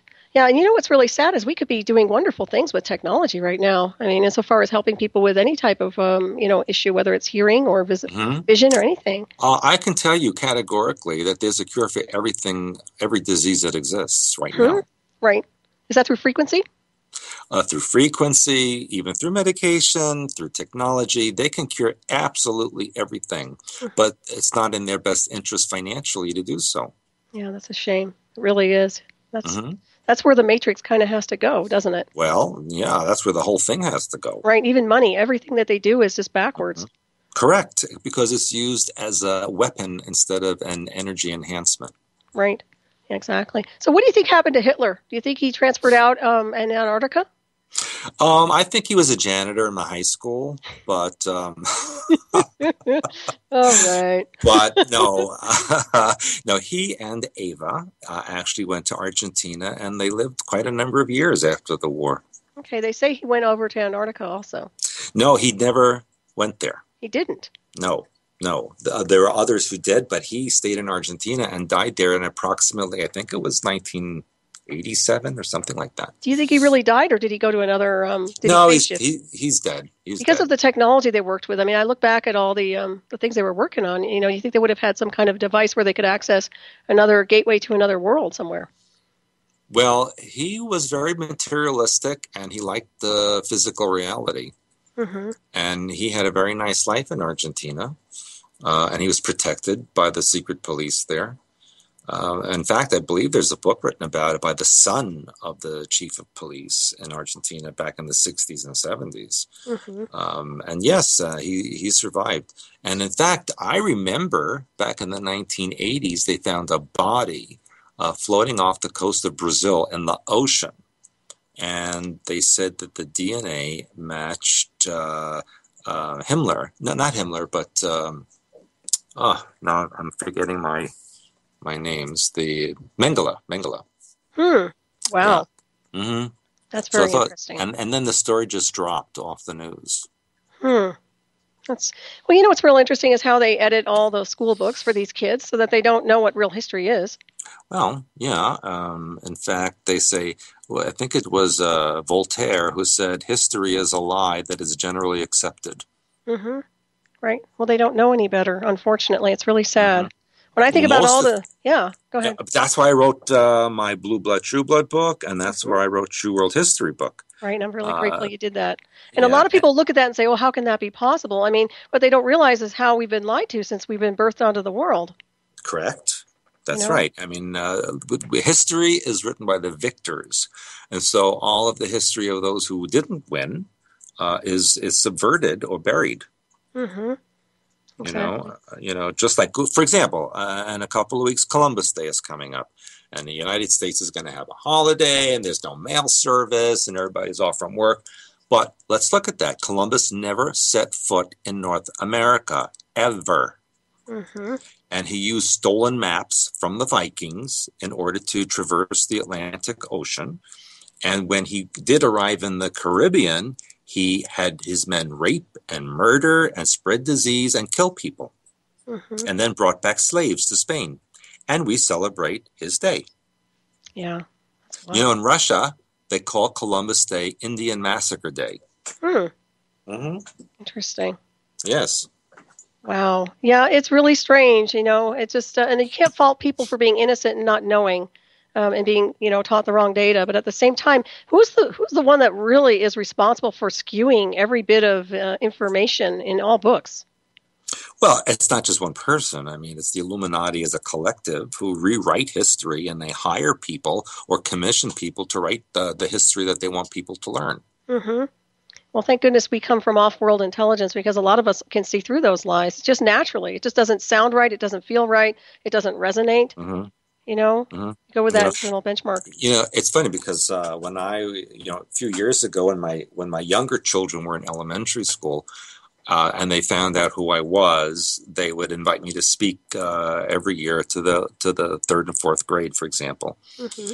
And, I get carried away sometimes. And so I was just starting to they wanted me to talk about Russian history, and it led to other things about the real history of the U.S. and what I mentioned to you about Columbus. And I looked around the room, and the teachers' mouths were open and everybody was staring. And I'm like, okay, I'm never going to be invited back here. But then... Afterwards, they all came up to me and they thanked me and they said, we know that's the real history, but we're not allowed to teach it. And we're so glad you talked about it. See, this is what I mean by complacency. Why, if they know something's wrong, why are they teaching somebody inaccurate data? Because they want to keep their job. Oh, that's horrible. Because otherwise they get fired. And in the school districts all over the United States, any teacher who's over 45, they're trying to push them out the door because they know the other history, some of them, and they know the real way to teach students, and they don't want them in there. Right. Yep, that makes sense. Well, there is a war on intelligent beings, without a doubt, at least here in America. Yeah. And if you have more than one firing neuron, I mean, there's a lot happening. Yeah, well, that's about what I have left. Well, I've seen it though, and it's really interesting because those of us who really know what's going on, I mean, we get discriminated against on a lot of different levels. So Yes, you know, and ridiculed, mm-hmm. and even by your own family. Mm-hmm. That certainly can happen. Yeah, without Mm-hmm. a doubt. I've been lucky with mine, but yeah, it's really rough insofar as knowing what's going on and not being able to communicate it. And I understand people want to survive. I totally get that, but at what cost? The ignorance of mankind? Well, you know what? A lot of people would answer yes to that I question. know. That's what's so sad. Because to me, it's like, I would never want to teach someone the wrong way. I try to teach them the best I can, the accurate data. So, Mm-hmm. yeah. Yes. Wow. Yes. Yeah, it's very disturbing. And once again, it's all about that mass influence, mass hypnosis, I guess you could call it to some degree. Yeah. I did want to cover just a little bit about the color codes because I found those interesting, and we touched on those a little bit the last time I talked to you. But the color codes that are used for triggering, Mm-hmm. now, I think you mentioned blue means you're waiting for instructions or something like that. The color Ice blue. blue. Ice blue is there on hold. Okay. Well, let me just clarify. Ice blue does have other meanings, but from a programming perspective, ice blue in a programming situation would mean on hold. Okay. I was But just that's the curious. normal color of, for example, of the throat and thyroid chakra. So that has other, benefits there. Right. And of course, the red would be what? An assassin program? Well, red, especially darker red, would be sexual aggression, hurt, anger, frustration. Yes, assassination program is covered in that. It's also satanic ritual. Mm-hmm. That makes sense. What about green? Well, what shade of green? Because Maybe like a bright, maybe an emerald green? emerald green generally is a programming color, and it represents Wizard of Oz programming. Mm-hmm. Medium green is the heart chakra. It is a color of oxygen, and energetically, or linearly, it's the color of the past. Interesting. Lime green is jealousy and anxiety. Mm-hmm. That makes sense. Mm-hmm. Yeah, I've heard a lot about the Wizard of Oz being a program, a mind control Mm-hmm. program. But I never Yes. liked that movie, Yeah, it always made me throw up when I was a child. Really? Yeah, every time when I saw Munchkin, I would throw up. That's really weird. I Huh. know, it was obviously some kind of program in me. Yeah, I didn't even appeal to me. I couldn't even get my attention when I was a kid for some Mm-hmm. reason. I guess that's a good thing, huh? And it was always on television around Thanksgiving time. Mm-hmm. So that was a trigger for something else. Yes, it was. Well, when you look at Hollywood, they're still working on a lot of that. I mean, they still do deploy some of that mind control subliminally, but I don't think a lot of people catch it. No, well, I worked in Hollywood for a number of years, and I'll never forget that a producer who wanted to make a movie of my Blue Blood book said to me, right to my face, he said, every year we're told what movies to make, what the theme should be, and what the message is, and then we design the movie around that. Mm. And then if you don't do it that way, then you're never going to make another movie again. My goodness. It's Yeah. that controlled, huh?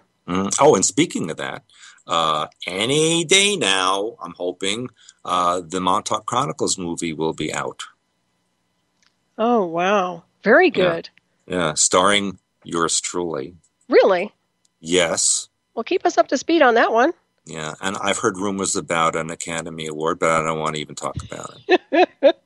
You make me laugh. Everything that I've done has been self-published. Even my documentary I produced with a very professional cameraman, but literally I had to do it myself because, if you want the truth, it's impossible to get it out through mainstream media and that kind of, even production companies. That's true. I mean, a lot of people get nervous. That's true.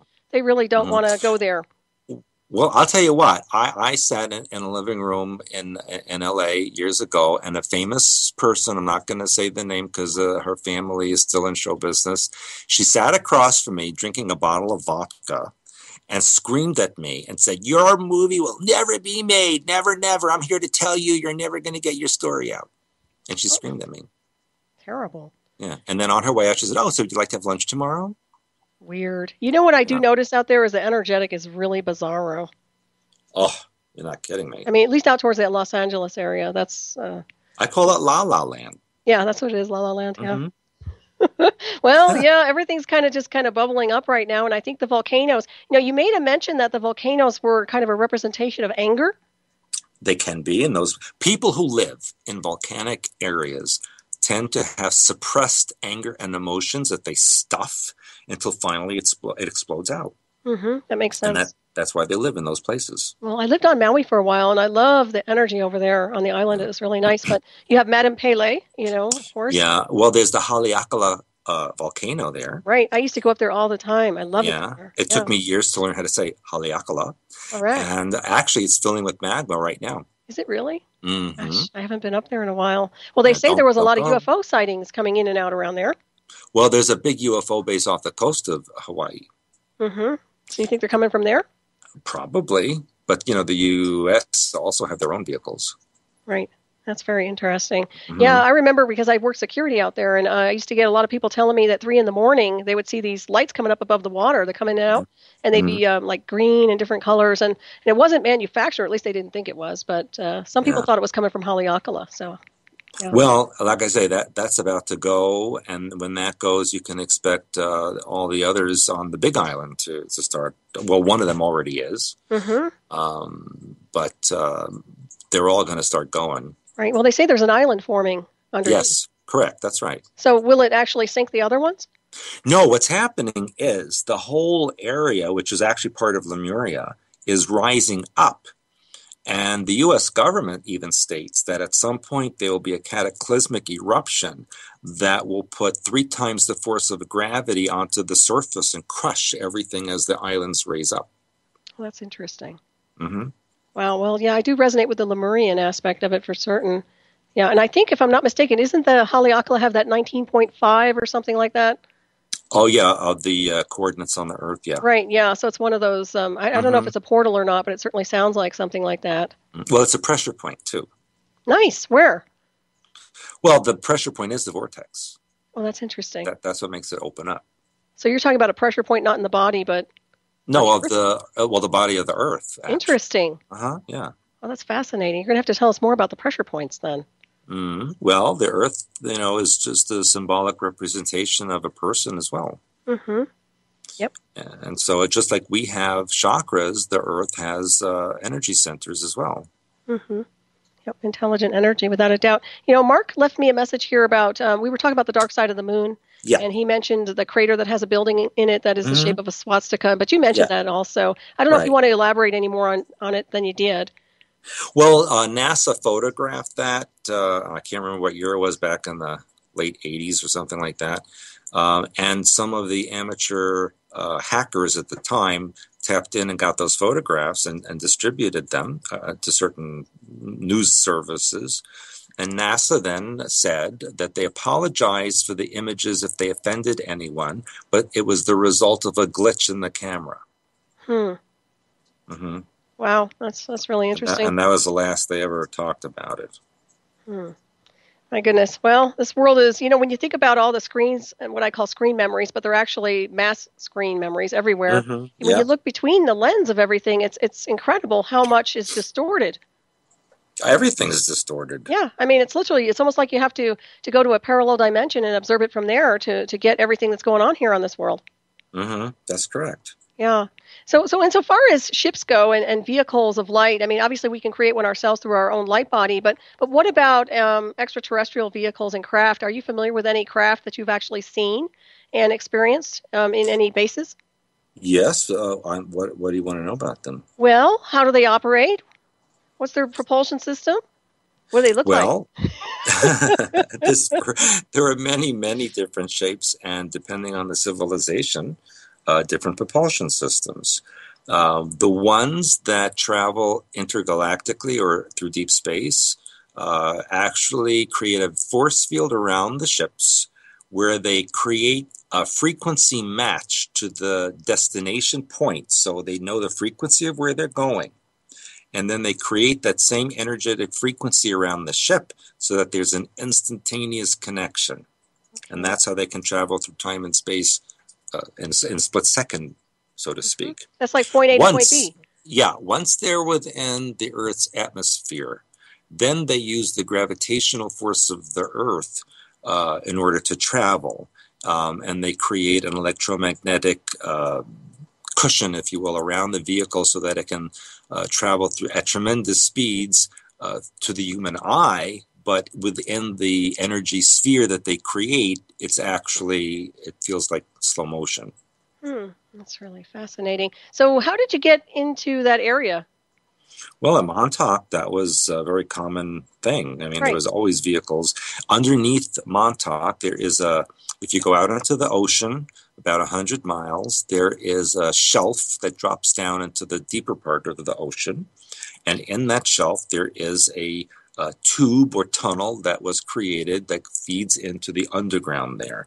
And many of the vehicles, instead of landing atmospherically on the ground there, would go out into the ocean where they were not seen and travel underwater through those tunnels into the base. That's fascinating. And did you ever get to go in one of those ships? Oh, yeah, of course. Nice. So did you ever get to navigate through a telepathic link, like a symbiotic connection with the craft? Well, a couple of times I did, but that was when I was a child. That was not at Montauk. Okay. And is there not a Montauk in California or some kind of a center out there, or no? Well, there's China Lake. Okay. It's not Montauk. I thought they had something else going on out there that was a parallel to the Montauk that you were involved in on the East Coast. But yeah, I'm not sure offhand. I'd have to double check that. But I could have sworn there was. To me, that's in China Lake. There's also a big underground complex in Shasta, which is not, ascended masters. That these are government and alien beings there. Mm-hmm. There's also a big reptilian area in the Mojave, which they call the Nest, which is also connected underground to the base in Catalina Island.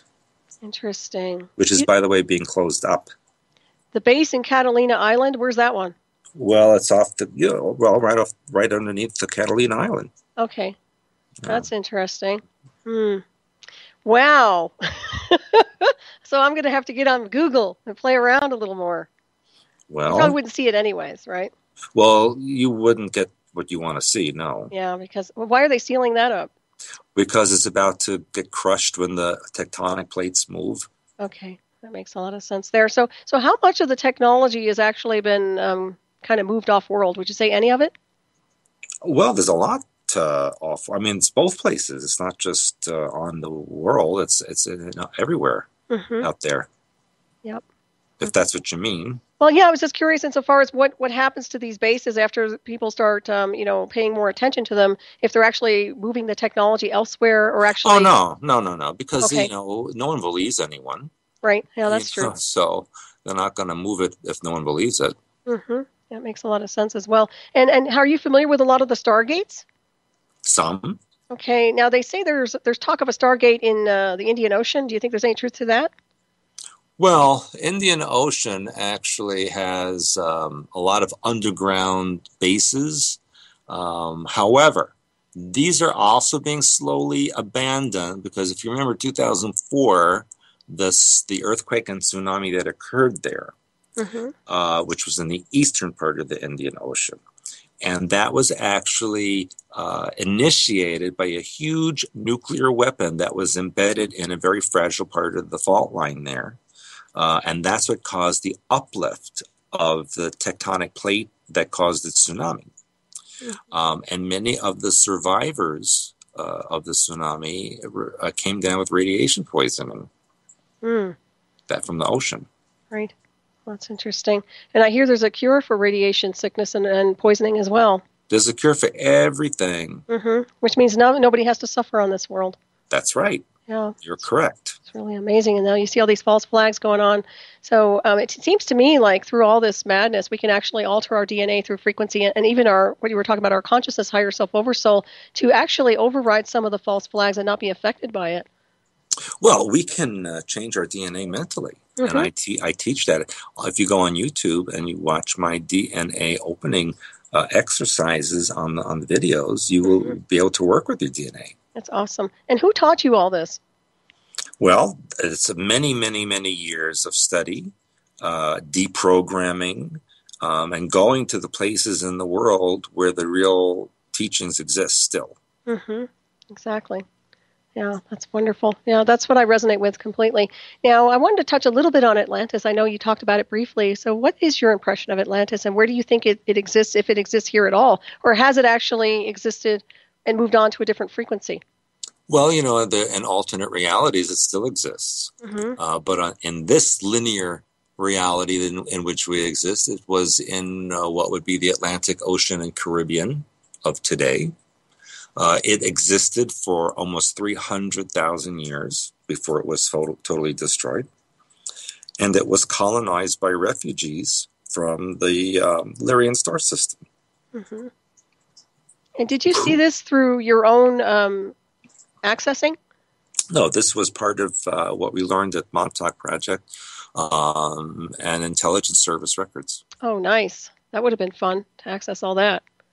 Well, remember that Montauk was built in one of the archipelagos of ancient Atlantis.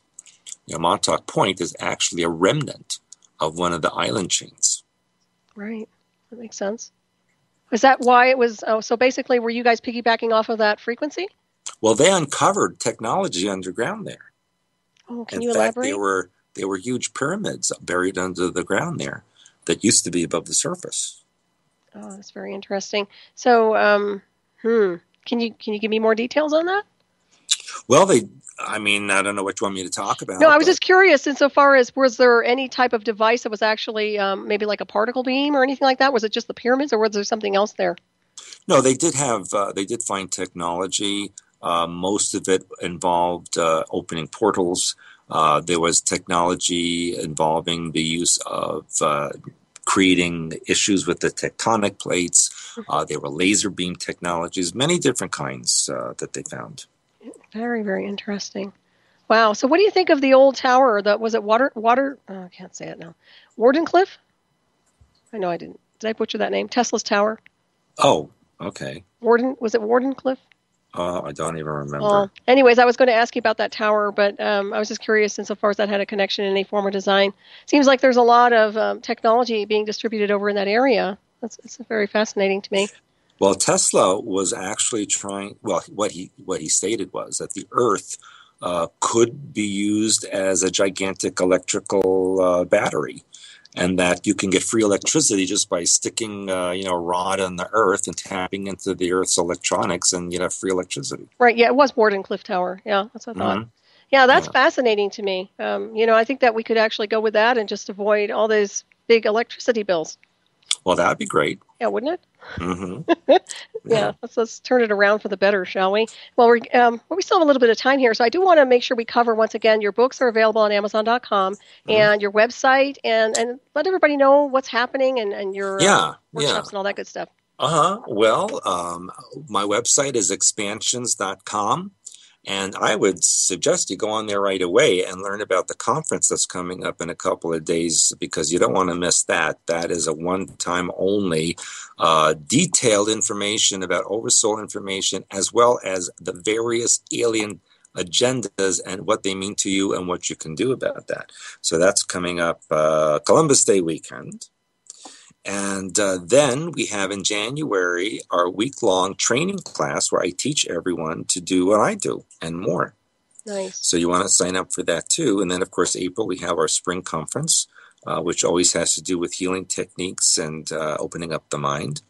But in February and March, I'm going back to Poland and also doing a seminar in Vienna and then on to Japan. So it's going to be very busy 2015. Awesome. That's great. And supposedly, the producer of the Montauk movie said that once that comes out, you just won't be able to talk to me anymore. Really? I'm just going to be so popular and so much in demand. So I won't be able to get you on my show anymore. Is that what you're saying? I'll be like Solaris who? Long lost cousin. Long lost cousin. Like security, get her away from me. No, not again. No. Well, I wish you a lot of luck with that. I do trust it works out for you. And it's been a lot of time waiting for it to be released, because it's been redone a couple of times, and now it's finalized. So that's wonderful. Yeah. Wow. It's going to be a busy year for you. Maybe it's for the best, too, with all the transitions and things that are happening here on the world. Yeah. That part's good, too. But, so what kind of physical training outlets do you do that are beneficial or that you can recommend to people to improve their fitness and all that kind of stuff? Well, I'm also a personal trainer. Oh, you are? Yes, I I should be your am. neighbor then. Hello, you think I'm this beautiful for nothing? Oh, there you It's like go. it took a lot of So work. is that weightlifting? I do weightlifting, all kinds of exercise. And in fact, on YouTube, I have my hypersize video Nice. where I combine hyperspace techniques with physical exercise. So you're perfect for my show, Hyperspace. See that? Yeah. That's awesome. So does Janet crack the whip on you? Oh, I know, and I love it. I had to ask. It hurts so good. I think that's wonderful. My goodness. So Yeah, you are a yeah. busy man, aren't you? I'm always very busy. It's not boring around here. What's that? It's not boring around here. No, not at all. I can imagine. But I also know that training is huge insofar as, motivating the mind and clearing away all the negative debris and trauma. So that's a good thing. Yes. Sure. Well, one of my older sons has a gym in New York, and he does that CrossFit training. Mm-hmm. So, I went there for a couple of days, and I did that. I was like crippled for a month. Wow. Okay. I was like, oh my gosh, I can't even walk after that. Well, are you a martial artist? I have studied that, and okay. I did that for many years. What style? I did Taekwondo. Very good. So am I. Second degree. Oh, really? Yeah. Oh, we should beat each other up sometime. Oh, lovely. Sure. Anytime. Yeah. I don't want to trigger you. But I'll be sure to wear red. It's too late. I'm already triggered. Oh, that's funny. Yeah, no, I love martial arts. I was just curious insofar as... Yeah, but everybody should combine the proper diet with the proper exercise and the proper mental work, because all of that is important, and that's what we teach here at Expansions. Excellent. Yeah, I follow your recipes, too. I mean, you guys have some great recipes out there. Now, also, you drink distilled water? Yes. Okay, can you elaborate insofar as I've heard this before, that it's supposed to be really good for you? Yes, despite all the contrary propaganda out there, because water should be a coolant and a flush. It is not a food, and the pH should be completely neutral. So what we do here, when the water comes into the house, we put it through an ultraviolet system, and then from there to the distiller, and then to the tap. So it's a kind of a double cleansing before we use it. Mm-hmm. And all my fish tanks are filled with distilled water for years and years, and they're all doing great. My animals all drink distilled water. My plants are watered with it, and everything's doing great with it. Mm-hmm. Right. It's supposed to remove the minerals and the buildup in the minerals, I guess, in your body or something like that. It doesn't take out the minerals. It takes out the toxins. Nice. Okay. Mm-hmm. That's good to know. And so what's the difference between the steamed, the steamed distilled water? Well, it is steam distilled. Okay. Distillation means it's heated to steam, goes through a filter, and then reconstituted as the pure water. Nice. Excellent. Well, that sounds good. So you guys work with the colloidal silver as well? No, and I'll tell you why. Mm-hmm. Because human beings should not take in any kind of metal particles. Okay. A colloidal, any metal, it can be used as a topical, but it should not be ingested. Okay, that's good to know. Mm-hmm. I've tried the nano silver, and I have to tell you, I had a massive headache after I tried it. Yeah, don't do it. No, not anymore. I stopped. I was like, well, this doesn't feel good. But I've heard wonderful things about it. Well, when I was working in L.A., there was this guy who drank colloidal silver. And he came over one day. He looked like the Tin Man. I'm like, if you don't stop, you're going to die. Yeah, it changes your skin. He was literally blue silver. Wow. He must have been drinking a lot of it, though. A lot, yeah. That's quite a bit. Yeah. It's not healthy. No, so what is your impression of the GMOs? Do you guys avoid those and go organic? Yeah, we only use organic food. And in fact, we go to specific farms where we get our food. So we know where it's coming from, what's in it. And we're very careful with that. Mm-hmm. That's really good to know, too. I think people should focus more on the organics. And I know it's very hard for people sometimes to do that, with all this other stuff that's happening. I'm beginning to think that food isn't even a necessity. Now, I could be wrong, but it seems to me like the more we alter our frequencies, the less we really require food. Well, if you do your mental work and you raise your rate of vibration and you eat organic foods, then you do need less and less. Mm-hmm. You do need some. I mean, I've yet to meet anyone who is really a breatharian. Mm-hmm, right. But ultimately, we're all just energy anyway. That's what I think. I think that Americans in general have a tendency to overeat. Oh, yes. And the wrong things. The portions of the food they give you in restaurants is outrageous. Mm-hmm. Mm-hmm. So at least like 70% of Americans are overweight. Yeah, because it's all garbage, if you know what I'm saying. So, yes. I mean, I grew up with organic food. We had our own garden, and we grew our own food and preserves and things like that. And it seemed like, but we were all active as kids. I've mentioned that before here on my show. And I'm sure you were too, growing up. It's not like it is today where people are glued to televisions and computers and things like that. Well, we didn't have those things. Right. You played outside and you ran around and you did things, and it's unheard of today. Right. So what do you think the direction is? Do you think we're going to eventually go backwards insofar as removing all that technology again? I don't think so. I think that's here to stay. But I think that eventually in the future, we'll have a better balance between that and physical activities. Mm-hmm. That makes a lot of sense. Yeah, I see the transhumanism full speed ahead for some reason or another. Now, I wanted to touch really quick. I know we're going to get close here at the end of the show, but I wanted to touch really quick on this craziness going on with the beheadings of people. And I want to know if that's really related to mind control or being triggered. Yes, it is, because the symbolism is that you have no mind, you have no head, you're completely controlled and under the mercy of others. That's the symbolism of it. Mm-hmm. That's very important, I think, because I'm seeing this going way, way out of control. Mm-hmm. And it's happening now in U.S. Remember that beheading in Oklahoma the other day. Right, yeah, exactly. Yeah, it's starting to, and then once again, you wonder, are these people, is it their belief system that's creating the mind control so that they're triggered? Well, they're programmed and triggered to do that function. They go into an altar that is suicide programming, and they do that. Wow, but they don't kill themselves, they kill somebody else. But they have tried to kill themselves. For example, the guy that destroyed the radar system in Chicago on Friday, they caught him trying to slash his throat. Good grief. Yeah. That's just insanity. Yes, it is. Well, it's mind control. It is mind control. And you have to ask how it's being done or deployed. Do you think it's a frequency?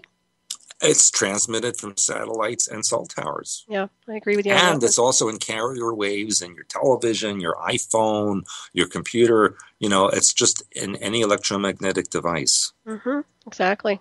Yeah, I agree with that for sure. There's an old saying that says when you're decapitated, that the soul is free and doesn't have to reincarnate on Earth anymore. Have you ever heard that? Yeah, but that's not true. No. Okay. I remember hearing that. It's like an old saying they used to say. I was just curious. Oh, you only hear that from people who cut their heads off. Like the headless horseman? No, because really, how you die is there's symbolism behind it, but that doesn't preclude you from not coming back. Right. Well, that makes a lot of sense too. Well, I hope everybody gets it under control with these crazy beheadings and things like that. It's very disturbing in a weird way to watch all this craziness. I was going to ask you, do you see a lot of people getting triggered insofar as combat mode? People who have been programmed in a positive way, like the super soldier types, are they getting kind of a red alert? Well, there's warrior programming, which generally is negative because it has associated with it assassination programming, vigilante programming, and stalker programming, which is all designed to support the end times and New World Order. Right. They're not positive energies, no. No. So people would want to work on the self-defense only. Versus if you're doing it to help yourself focus and to open up your energy, it's one thing. But if you're doing it because you have aggression motivations or because or you don't even know why you're doing it, that's when you should question it. Yeah, that's what I'm wondering is how many of these people who have been programmed are going to get activated into that warrior programming, because it seems to me people are getting triggered without a doubt. A lot. That is opening up now across the globe. Across the globe, so it's not just in the United States? Oh, no, it's global because it's a new world order. Mm-hmm. Can you describe the New World Order? Well, take a look at Star Trek, the Borg, and that's the New World Order. Okay, so the Borg with the Hive Collective? Basically, no, you're a collective, you do what you're told, you're programmed, you're a cyborg, case closed. Wow. The reason I asked, so that's basically part of the transhumanism program. Well, yes, that's right. So it's part of some of the stuff I was interfaced with, unfortunately. Well, yes. So what do I do? I just kind of remain neutral then, I guess. Well, you need to do your deprogramming on that. Right. Well, I'm not really programmed anymore. I mean, this was like 10 years ago, but I still know that I have the residual anomaly signal. So I'm going to have to connect with you and your wife at some point in the continuum. Yeah, you need Once to again, I'm related, remember? That's right. I'm a brother from another mother. That's it. So we'll definitely connect for certain here. And we're just getting ready to wrap this up. We have about 2 minutes left. I do want to thank you again, Stewart. It's flown by. You've been an incredible guest, and I so appreciate what you're doing.